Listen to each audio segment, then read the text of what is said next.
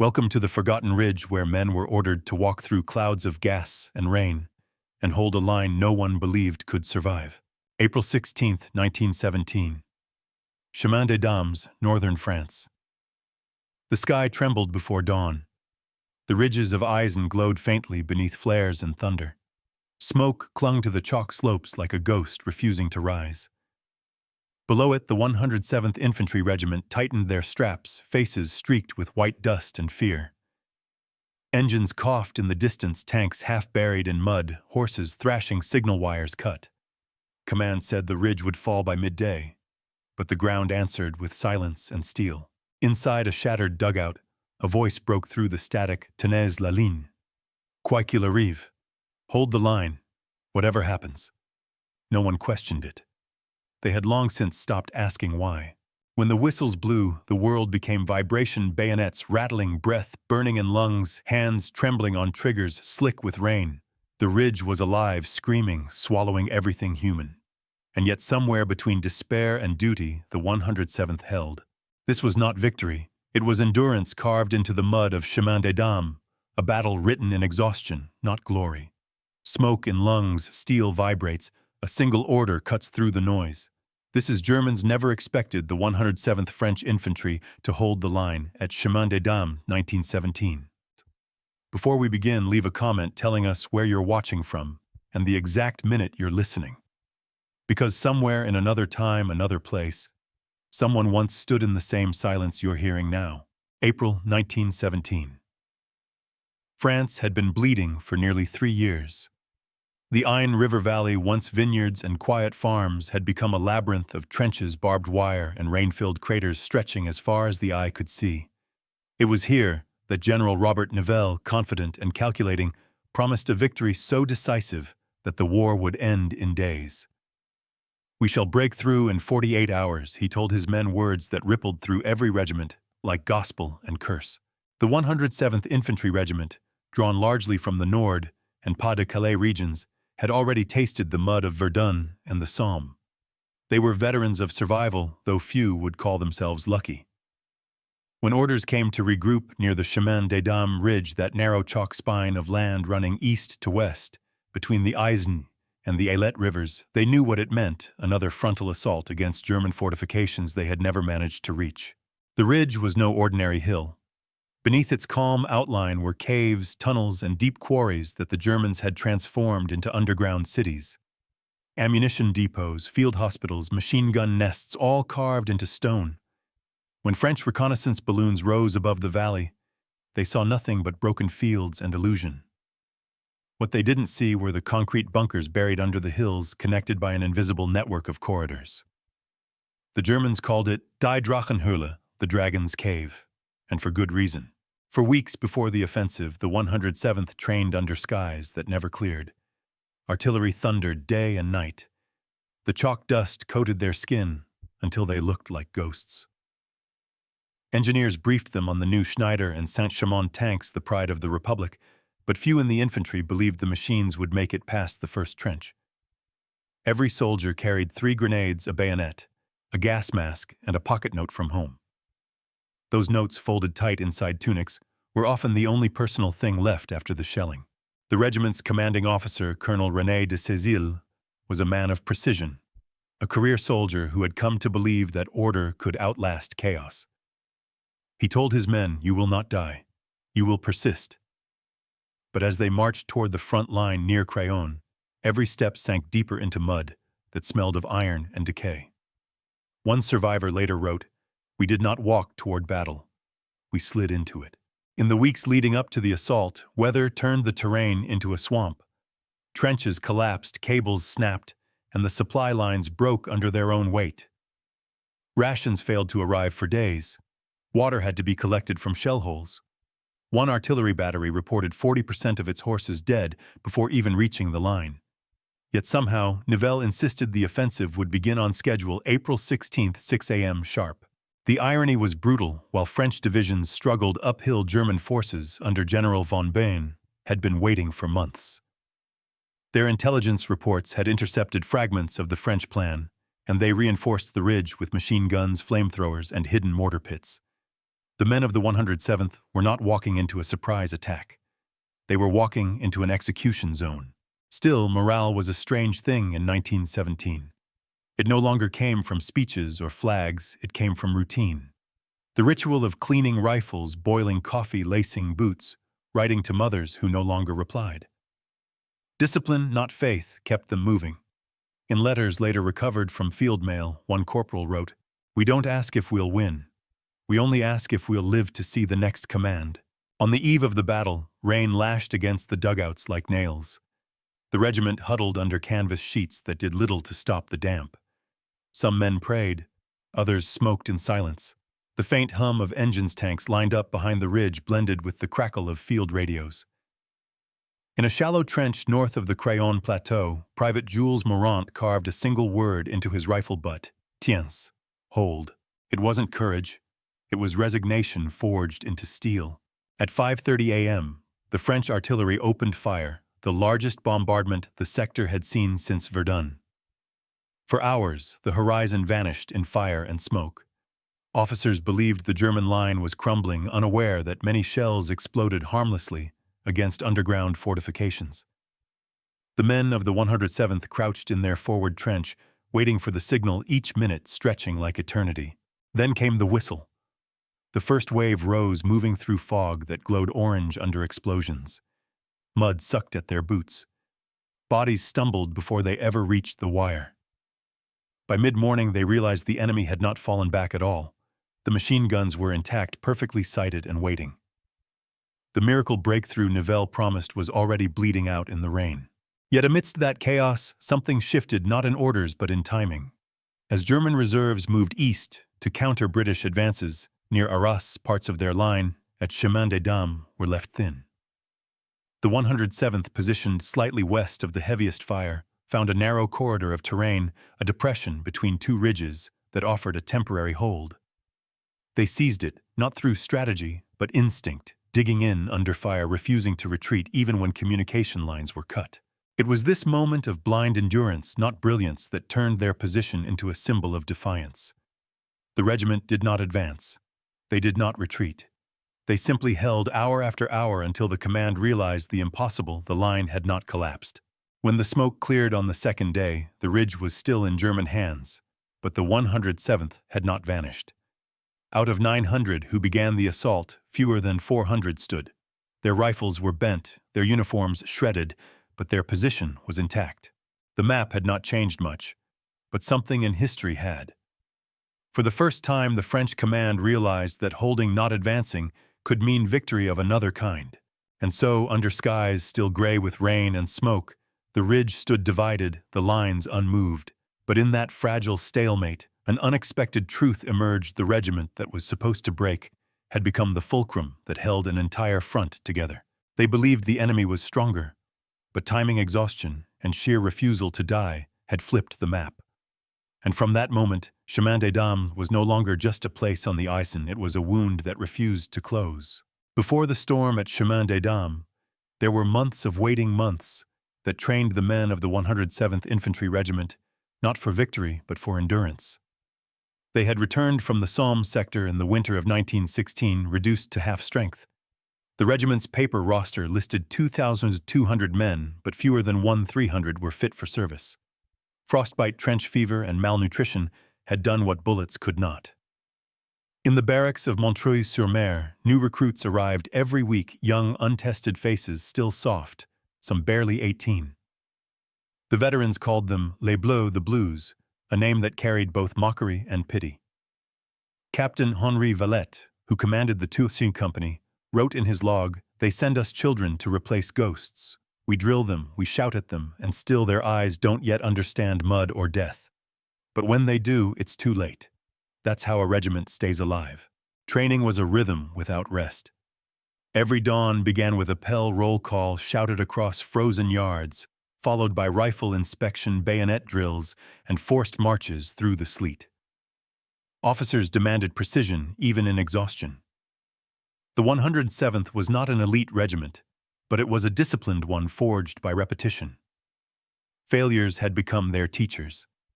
The debacle at Verdun had proven that courage without coordination was suicide.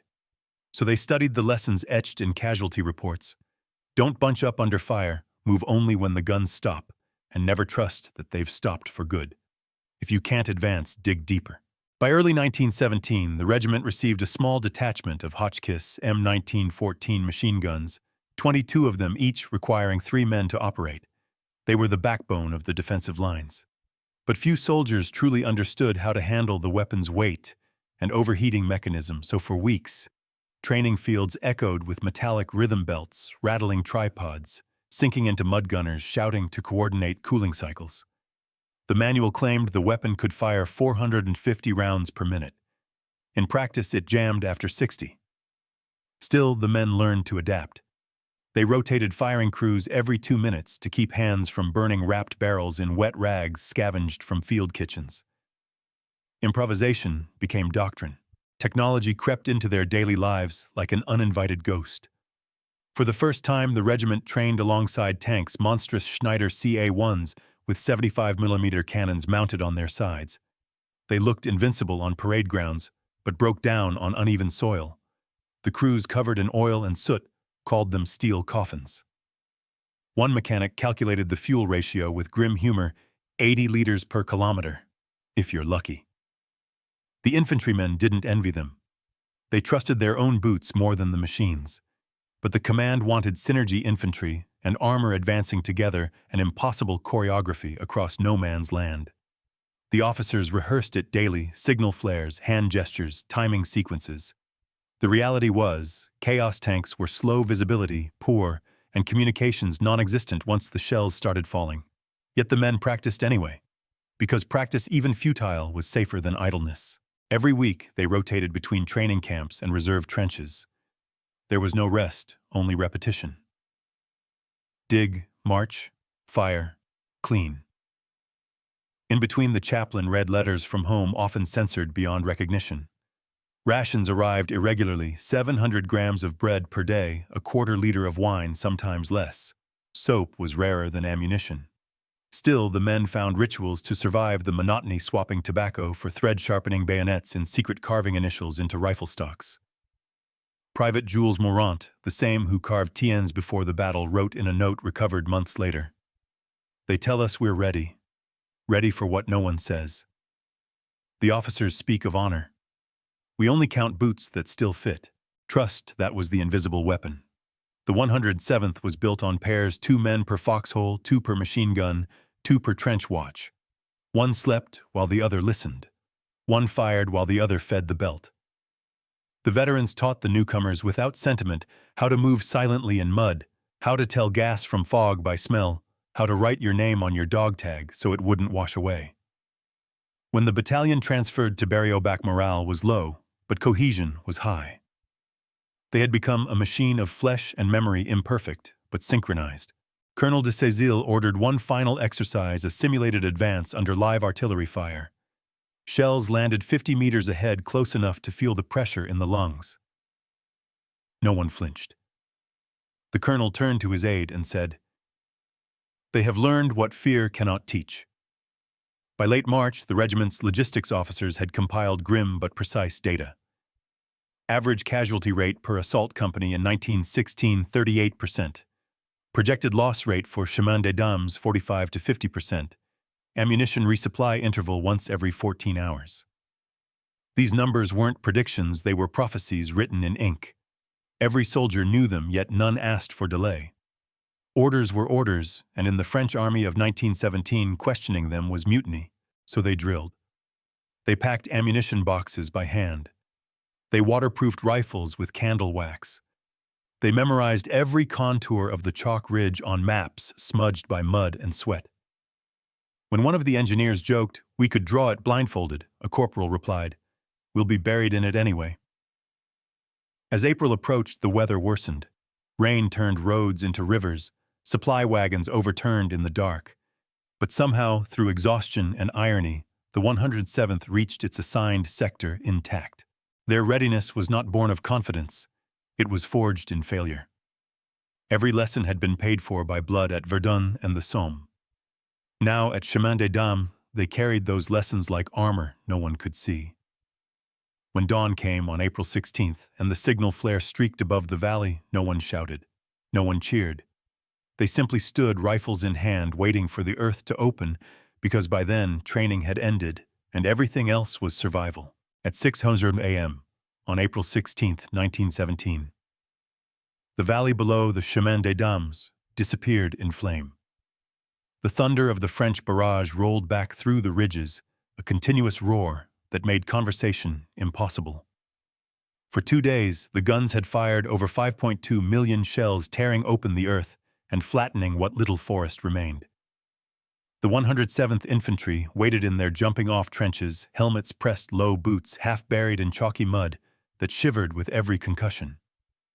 They had been told that nothing could live under that bombardment, yet when the whistle came and they climbed over the parapet, the ridge still answered back. The first few hundred meters were a blur of smoke and shrapnel. The men moved in sections of 10, each one trying to follow the back of the man ahead through the fog. Within minutes, visibility dropped to less than 20 meters. Coordination vanished. Somewhere to the right, a tank stalled and burst into flame, its engine coughing black smoke over the slope. On the left, the 6th Company disappeared behind a curtain of machine gun fire. One runner counted 30 steps, no more, before hitting the ground beside 3 of his friends. The bullets came from bunkers no one had seen on the maps. Stone mouths hidden in the ridge, perfectly aligned with the advancing lines. The regiment's Hotchkiss sections tried to set up in craters, but the ground collapsed beneath them. They fired short bursts, 15-20 rounds, before the guns jammed with mud. Reload. Clear fire again, shouted Corporal Morel until his voice broke. Within the first hour, the company's strength was already down by 1/3. Communication lines were severed. The only messages were the gestures of men waving rifles or shouting through the blast. Still, they advanced, if only a few meters at a time. The landscape was unrecognizable, a gray sea of shell holes filled with rain and blood. At one point, Sergeant Lejeune stumbled into a German trench, now just a scar in the chalk, and found 3 stunned soldiers crawling out of the debris. For a moment, no one fired. Then instinct took over.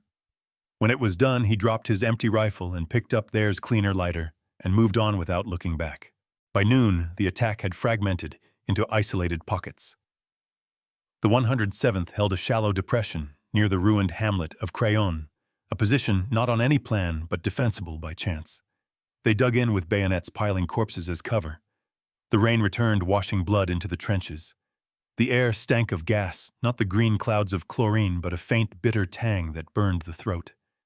Men coughed through wet cloths and waited for orders that never came. At 1300 hours, German counter-batteries opened up. The sky went from gray to orange as shells rained down on the French staging line. Radio calls sputtered in static. Battery 2 destroyed. Request immediate support. Negative. All lines cut. Hold where you are. In one dugout, a signaller kept cranking his field phone long after the wires were gone, repeating the same words into the void. Nous tenons. Nous tenons. We're holding. We're holding. Casualty reports arrived by fragments. One battalion listed 480 men missing out of 900. Another reported that ammunition stocks had fallen to less than 40% of supply. Still, the 107th refused to pull back. They had learned from Verdun that retreat invited annihilation. Only movement forward or silence kept you alive. So they shifted their line in small arcs, crawling from crater to crater, using fallen comrades as shields. In late afternoon, the fog lifted just enough for them to see the ridge. It was closer now, its slopes crawling with German machine gun teams, repositioning under the smoke. A second wave of French infantry, what remained of the 108th, advanced across open ground, singing to keep pace, voices trembling under the barrage. The 107th rose to cover them with rifle fire, emptying magazines so fast that barrels steamed. A single German mortar shell landed among them, killing 7 at once. Yet by some strange equilibrium, the line held. The slope of Chemin des Dames had become a battlefield of inches. As dusk fell, the noise changed. The steady rhythm of artillery gave way to irregular bursts, the sound of exhaustion more than precision. The survivors dug deeper, shaping the mud into parapets, stacking unused grenades in corners. In the darkness, a few wounded began to sing old marching tunes, their voices faint under the wind. One of them nobody remembered who murmured, "We came to conquer, but the ridge conquered us." By midnight, they had gained only 700 meters, half the distance ordered, and lost nearly 60% of their strength. The tanks lay broken behind them, horses dead in the mud, radios silent. But through that ruin, a strange calm took hold. They had not been destroyed. Against every prediction, they still occupied the forward slope of the ridge, a strip of ground so narrow it could barely fit a trench. It was nothing, and yet for that night, it was everything. When dawn crept over the Aisne once more, the ridge was still in enemy hands. But the 107th Infantry was still there too, rifles stacked, eyes hollow, uniforms the color of the earth. They had not broken. The battle had only begun, but already the impossible had been achieved. They were alive. By the second day, the line no longer existed, only fragments of men huddled in holes, surrounded by smoke that refused to clear. The maps drawn in headquarters bore no resemblance to the ground. Where there should have been coordinates, there were only bodies. Rain fell again, soaking rifles and bandages alike, turning everything into one indistinguishable gray. Captain Valette was still alive, though half his company wasn't. His right hand shook from concussion, his left sleeve torn open to the bone. He no longer had a watch. Time was measured by shell bursts. He crawled between craters to check on what was left of the Hotchkiss team. The gun still stood balanced on a tripod of bones and mud. Private Morant, the boy who had carved tiens into his rifle, was there, his face ash-pale, his hands blistered from feeding belts. Valette shouted over the thunder. "How many rounds?" Morant's answer came without looking up. "One belt." 40. Then silence. At 10:00 a.m., German troops emerged from the fog. Not a charge, just silhouettes moving steadily down the slope, firing from the hip. The French machine guns answered until their barrels smoked, then jammed. When the enemy drew within 20 meters, Valette grabbed a grenade, pulled the pin with his teeth, and threw. The explosion threw him backward into a pool of water and blood. When he opened his eyes, Morant was gone.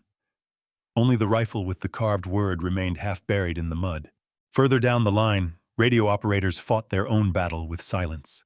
The field set in Dugout 17 had lost power hours earlier. Corporal Delorme, bleeding from his ear, rewired the generator, using fragments of a cooking pot and a boot nail. Sparks burned through his fingers, but the signal clicked on for 2 brief seconds. Through the static came a voice, tenir. Ligne intacte. Continuez le feu. Hold. Line intact. Keep firing. Then nothing. Delorme laughed, coughed blood, and slumped beside the receiver. The Germans closed in by noon. Mortars rained on the depression the 107th had claimed as cover. Every man who could still stand fired until his rifle overheated. The air trembled dense with cordite and fear. Amid the chaos, Colonel de Cézille appeared, limping, his uniform unrecognizable. He carried a dispatch satchel soaked through. Orders from division, he shouted, but no one could hear him. The message inside, recovered later, was already smeared by rain. 107th must hold until artillery repositioned. No withdrawal permitted, so they held. At 13:20, a single shell struck the command dugout. The explosion collapsed the roof. When the dust cleared, the colonel was pinned under a beam. Valette tried to pull him free, but the weight was too much. De Cézille's lips moved, but no sound came. He pressed something into Valette's hand, a small field notebook, edges burnt. On its cover, Registre des Réparations, section 107. Inside were pages of maintenance notes, weapon counts, even sketches of trenches. But at the back, between the last pages, there was a letter addressed to his wife. The final line read, "If this finds, you know that we held." By late afternoon, artillery from the rear finally found range. French shells screamed overhead, bursting along the ridge. But the coordinates were wrong, half fell short, landing on their own men. Those who survived didn't curse, they just kept firing. Survival had become mechanical. Every motion, aim, shoot, reload, was muscle memory stripped of thought. At 16:00, as visibility cleared for the first time in 2 days, they saw what the bombardment had done. The German advance had stalled. Machine guns lay overturned, their crews scattered. The ridge was cratered beyond recognition. The 107th had not pushed forward, but they had not broken either. They were still there, the only regiment along that sector, that had not been wiped from the roll. Out of 900 men, 110 stood. When night fell again, they collected the wounded. Some still clutched their rifles, fingers locked in rigor. Others whispered names that no one recognized. Valette found Morant's body near the collapsed trench, the rifle still in his grip. The word Tiens was barely visible through the grime. He wiped it clean, then carved one more word beneath it, tenu. Held. At dawn on April 18th, the ridge was quiet. The rain stopped. Steam rose from the ground like breath from the dead. Reinforcements finally arrived, men from the 173th wide-eyed at what they saw, a handful of soldiers standing guard over a field that looked more like a graveyard than a victory. One officer whispered, "C'est impossible." It wasn't victory, not in any conventional sense. The 107th had gained no ground. The ridge remained contested. But in the reports sent back to headquarters that morning, one line stood out. Position Chemin des Dames held continuously under fire for 48 hours without retreat. That phrase would echo in dispatches stripped of its human cost. No one would mention the bodies used as cover or the notebooks soaked in blood. No one would know that the order "hold the line" had cost almost everyone who obeyed it. When the survivors were pulled back behind the ridge days later, they walked in silence. Valette carried the colonel's letter in his pocket, folded twice, unread. His uniform was scorched, his skin scarred where shrapnel had grazed his neck. He didn't feel heroic. He felt hollow. Still, when asked by a war correspondent what the regiment had done, he gave the only answer that made sense. "We held. That's all." And in that simple sentence, the echo of the First Order, the motif that had begun on the morning of April 16th, the battle found its ending. Smoke in lungs, steel vibrating, a single command cutting through the noise. Tenez la ligne. Quoi qu'il arrive. They did. When the guns finally fell silent on April 20th, the ridge looked like the surface of another planet. The earth itself had been torn open, craters upon craters. No trenches, no landmarks, just one endless wound. The survivors of the 107th Infantry Regiment lay scattered among it, too numb to feel triumph, too exhausted to mourn. Of the 2,200 who had marched into the Chemin des Dames offensive, barely 320 answered roll call. The rest were silent names on a casualty list that stretched across 3 pages of field paper, half illegible, soaked with rain. The medical teams arrived 3 days later. They didn't find a regiment. They found fragments of one man with burned lungs from gas, faces swollen from infection, hands blackened by frostbite. The stretcher bearers moved through the wreckage, marking positions with white flags where corpses still clung to rifles. No one had time for graves. The dead were stacked in layers, then covered with planks and mud. A priest whispered the same line for each they held. Those who lived were taken to the aid station at Oulchay-la-Vallée. They were washed, catalogued, and questioned what positions had they held, what units were to their left and right. No one could answer clearly. Maps were useless. Landmarks gone. The ridge itself had shifted under bombardment. Even the engineers couldn't agree where the front line had truly been. But one fact remained constant: the 107th had not retreated. In the official communiqué released by headquarters, the phrasing was almost clinical. Despite exceptional resistance from the enemy, the French line at Chemin des Dames held firm under continuous fire, allowing artillery reorganization and reinforcement of adjacent sectors. To the generals, that sentence meant success, tactical endurance. To the men who lived through it, it meant something else entirely. They hadn't held the line for strategy or for honor. They had held it because there was nowhere else to go. When Colonel de Cézile's body was recovered from the collapsed dugout, his notebook was still in Valette's possession. Headquarters ordered it copied for record. Inside were the regiment's repair logs, details so ordinary they read like fragments of sanity. Hotchkiss number 17 repaired with salvaged spring. Barrel 9 overheat after 64 rounds. Ammunition belt washed and dried near fire. Ration issue delayed 18 hours. In between the mechanical entries were fragments of thought scribbled in the margins. Discipline holds when faith fails. And if they see us break, the line breaks. The war would go on for another year and a half. But for the men of the 107th, the ridge at Chemin des Dames became the boundary between belief and survival. They were withdrawn to the rear for reorganization, sent to barracks near Soissons. They received new uniforms, new recruits, new rifles, but their eyes stayed fixed somewhere far away. Soldiers from other regiments called them les muets de la crête, the mute ones of the ridge. In the following months, military analysts dissected the battle. They spoke of terrain disadvantage, artillery miscalculation, enemy entrenchment. They argued over tactics, whether the failure was one of leadership or weather. But none of them mentioned the faces of the men who dug their own cover with bare hands, or the sound of a rifle carving the word tiens.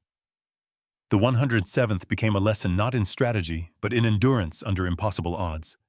Their refusal to break bought time for neighboring units to fortify their sectors.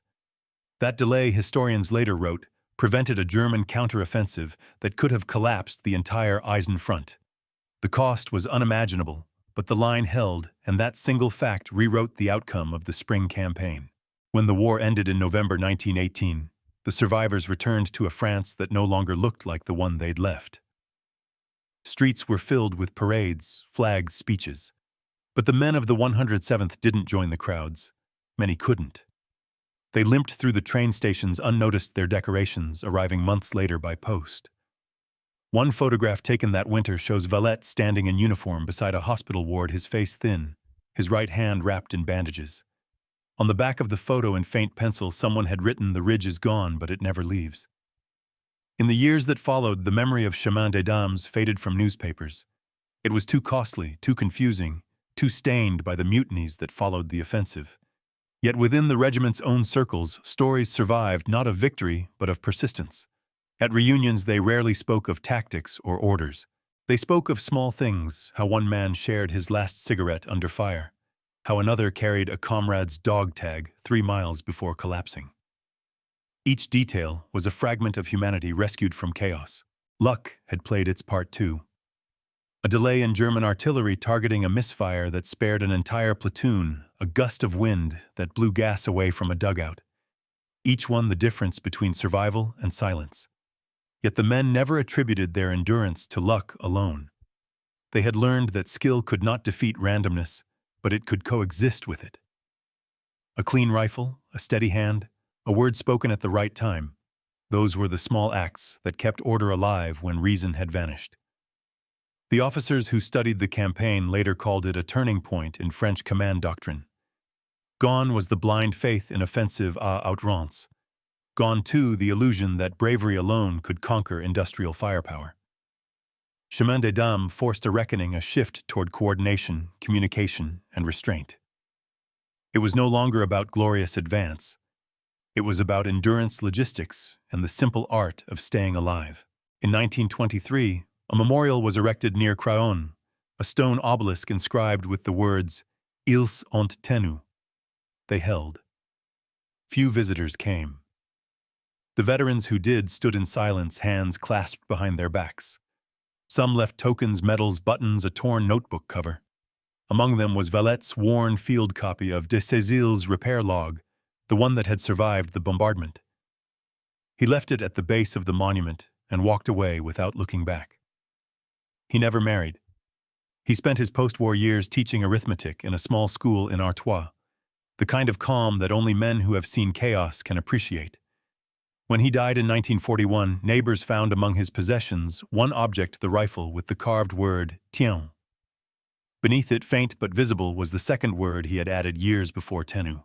The Chemin des Dames offensive would be remembered officially as a failure, a disaster of command. But for those who were there, it was something else, a testament to what happens when men refuse to vanish. The ridge did not fall yet, neither did the spirit of those who endured it. They proved that war is not always about winning ground, but about holding against fear, against chaos, against the temptation to give up. And in that act of holding amid mud and fire, the 107th French Infantry defined something larger than victory itself. Because sometimes survival is the only form of courage left. The years after the war turned the ridge into memory, and memory into silence. Chemin des Dames became a lesson whispered in academies, cited in manuals, and carved into the stones of military schools. In the grand halls of Saint-Cyr, officers studied the 1917 offensive, not for its glory, but for its failure, and the endurance that hid within that failure. It was there on the chalk slopes of Aisne that the French army finally understood the cost of doctrine divorced from reality. From that blood-soaked lesson came the slow birth of a new military thought, one that valued timing over fervor, logistics over slogans, discipline over blind charge. By the mid-1920s, training programs for new officers began emphasizing reconnaissance coordination and communication, the very elements ignored in 1917. Manuals no longer spoke of elan vital or the spirit of attack as a weapon. Instead, they taught patience, synchronization, and respect for terrain. The commanders who had survived the ridge quietly changed the culture of command itself. Orders became more deliberate, intelligence more centralized, and soldiers were no longer treated as expendable extensions of ideology. The ghosts of the 107th Infantry had rewritten the unwritten rules of war. Yet outside the barracks, France wanted to forget. The newspapers avoided the ridge, focusing instead on Verdun and the Marne victories that could be celebrated without shame. Chemin des Dames was too gray, too uncertain. But within villages like Soissons, Cerny, and Craonne, the old men remembered. Every April they gathered under spring rain, their coats heavy with medals, their steps slow but measured. They spoke of those who never came home, of captains and privates buried without markers, of letters that never reached their families. They recited the same phrase, ils ont tenu. And even as the world moved on, that line kept its quiet power they held. In time, poets and filmmakers rediscovered the ridge. They saw in it not a defeat, but the anatomy of endurance. It was no longer about nationalism. It was about the persistence of the human will when reason has already surrendered. The image of men clinging to a hillside under endless fire became a metaphor for resistance itself, not only in war but in life. When the next generation faced new invasions, new battles, and new disillusionments, the lesson of the 107th lingered. Courage was not in advancing, but in enduring what could not be changed. Today the ridge is peaceful. Wildflowers grow where wire once cut flesh. The tunnels, once filled with screams, now echo only with wind. Tourists walk through the old quarries of the Caverne du Dragon, reading plaques that describe positions and battalions. Few stop long enough to imagine what it felt like, the smell, the pressure, the breath of men who knew they would never leave. But beneath the silence, the ground still remembers. If you stand there long enough, you can almost hear the rhythm of a machine gun buried under decades of earth, the whisper of a voice repeating "Tenez la ligne." Quoi qu'il arrive. That is why the story still matters. The battle at Chemin des Dames was not about borders or victory. It was about the cost of endurance and the discipline of survival. The ridge stands as a mirror, a reminder that history is not just made by those who win, but by those who refuse to disappear. So when we look back now, we honor them not with spectacle, but with silence, the kind they fought to preserve. Subscribe for archival-based stories, evidence over sensationalism, because history deserves memory, not myth.